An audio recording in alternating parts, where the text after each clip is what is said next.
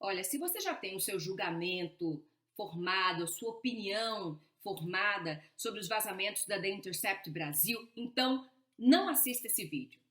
Se você tem como ídolos juiz, promotor, procurador, político, presidente da República, procurou o canal errado.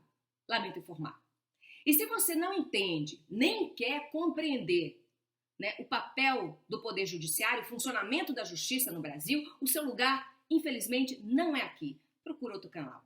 Dito isso, vou falar com os que ficaram, aqueles que estão interessados nos fatos. Em nome da igualdade, em nome da liberdade e em nome da fraternidade, os revolucionários franceses cortaram as cabeças do rei Luís XVI e da rainha Maria Antonieta.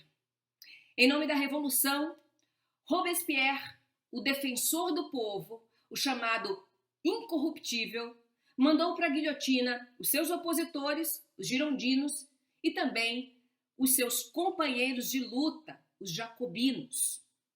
Em nome da justiça e em nome do povo, o grande líder da Revolução Francesa, Robespierre, foi ele mesmo guilhotinado por seus adversários por ter se tornado um líder cruel, um ditador, um déspota. Sangue e terror mancharam os nobres ideais da Revolução Francesa.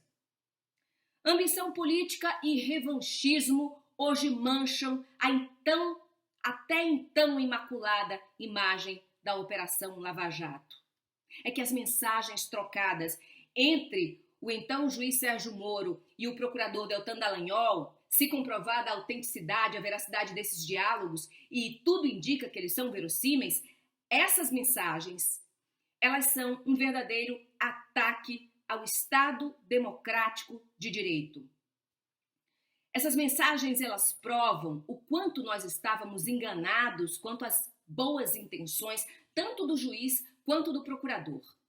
Os vazamentos estratégicos e seletivos antes da eleição presidencial, a ascensão de Sérgio Moro a ministro de Estado e agora a revelação dessa intimidade institucional promíscua entre Moro e Dallagnol, elas dão prova de que por trás da luta contra a corrupção, que é justa, havia sim um projeto de poder político que se concretizou exatamente com a nomeação de Sérgio Moro como ministro da Justiça do presidente Jair Bolsonaro. Sim, a relação entre juiz e promotor foi promíscua, pelo que a gente pôde ler do que foi apresentado pela The Intercept Brasil. E não adianta culpar a imprensa pelos vazamentos. Não adianta querer agora achacar os jornalistas para que eles revelem a fonte. A nós, jornalistas, é resguardado o sigilo da fonte.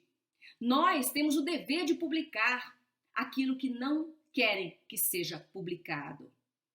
Cabe aí agora ao Ministério Público fazer as devidas investigações sobre quem vazou, por que vazou.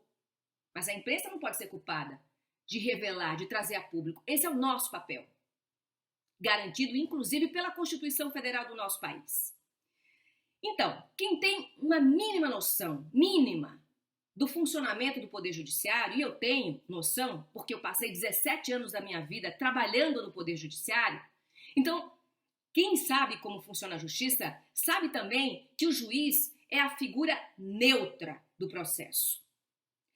Numa ação penal, o julgador ele precisa se colocar equidistante tanto do réu quanto do órgão acusador, que no caso é o Ministério Público. Ele se coloca no meio, equidistante dessas duas partes. A imparcialidade do juiz ela é vital para o cumprimento das leis. Não é à toa que a deusa da justiça, a deusa Têmis, ela é representada como uma mulher de olhos vendados. Ela é cega diante das partes, porque ela não pode julgar de acordo com as suas paixões, de acordo com as suas convicções, nem ideológicas, políticas, religiosas. A justiça ela não deve condenar ou absolver baseado na pessoa do réu. Por isso a balança que ela carrega na mão, que a deusa da justiça carrega em uma das mãos, a balança ela está harmônica. Ninguém tem um peso maior ou menor para a justiça. somos iguais perante a lei. Então, o fundamento do juiz são as provas nos autos. E tudo que não estiver nos autos, quem trabalha com o judiciário sabe, tudo o que não está nos autos não existe para o juiz, não existe aos olhos do julgador.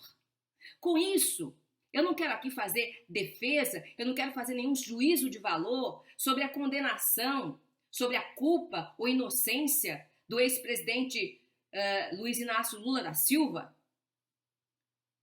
a quem eu tanto critiquei, né, durante os 13 anos de governo do PT. Eu não tive acesso aos autos, né, da condenação de Lula e por isso eu não posso opinar sobre o mérito do processo. Mas eu conheço o papel do Poder Judiciário. Eu sei quais são as incumbências do Ministério Público e do juiz. Uma coisa é certa, o juiz ele não pode orientar qualquer das partes. O juiz ele não pode colaborar com investigação, nem pode colaborar com a instrução penal, não pode interferir na instrução penal. Não trata-se apenas de um desvio ético. Trata-se sim de um vício processual que pode tornar nulos a investigação criminal, o processo judicial e a própria sentença condenatória. Vejam só que prejuízo para a sociedade e para a justiça.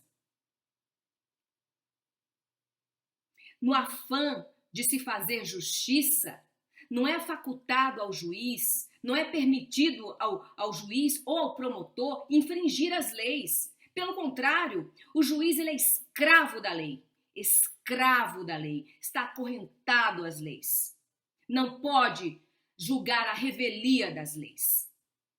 Se admitirmos que vale tudo para combater a corrupção e o crime, então teremos que aceitar também que as leis não valem nada e não valem para ninguém.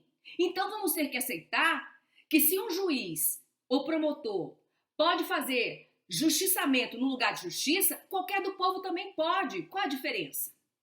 Aí nós voltaríamos ao estado de natureza de Thomas Hobbes. O mundo sem limites, o povo sem leis, a guerra de todos contra todos. É isso que queremos? Essa história de um olho por outro olho, todo mundo sabe como termina. Todos ficarão cegos. Boa noite, Brasil.